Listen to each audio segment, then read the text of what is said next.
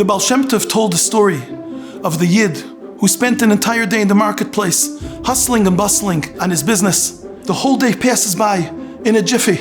Suddenly he sees the sun is about to set. Time for mincha. He gives a krechts. Oi! A whole day passed and I have not thought about the Eibishter even for one moment. He runs into an alleyway. He finds a quiet spot. He davens Shemon Esrei with his mind wandering. Not one drop of kavanah. Said the Baal Shem Tov, he is so beloved and precious in the eyes of Hashem because he made one krechts. The krechts that he made is boikei arakim. It breaks through the heavens. The feeling of disappointment in himself, that feeling itself is beloved to Hashem because that shows the rutzon that he had to really do good. The krechts itself has so much value. The Yismach Yisrael in Parshas Eikev brings a story from the Halakha Arizal that the Reb Chaim Vital asked him a penetrating question. The Yerushalmi tells us about the Mishnah in Shabbos that says, we all know an animal, a para, cannot go out on Shabbos in the public domain with a ritzua, with a strap hanging from its horn.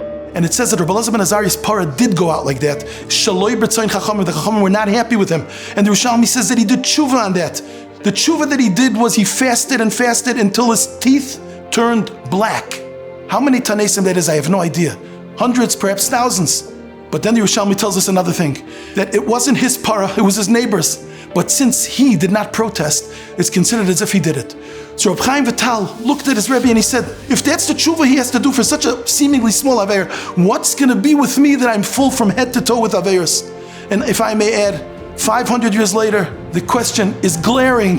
What about us? How could we possibly do tshuva? And the Arizal answered him, my Talmud, that was then. But today, one krechts me'oimek halev is worth more than all those tanesim. That's the value of a krechts. No positive intention is insignificant. Nothing.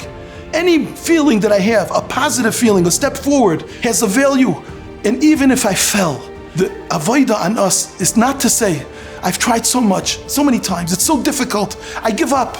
If the krechts brings feelings of disappointment and yiyush, then the nisayon is always to chas v'shalom, not to look at it that way and say, the very fact that I gave a krechts, that itself is so beloved by Hashem, and that's going to serve as an impetus for me to grow, because it shows, it revealed the ratzon of how good I'd like to be. The Bali Musar lately, the late 50, 60, 70 years have said that an aveira is terrible, but the main problem with an aveira is not so much the aveira, it's how we deal with it afterward. The task, especially today, when we're so small and our minds and our hearts are so poisoned, the main idea, the main tachlis, is how to deal with the aveira afterward. After we reach a point that we've done something wrong, we have to say, oi! And the krechts that we say is something that we should realize it's so precious to Hashem. Now that's going to be used as a vehicle to grow.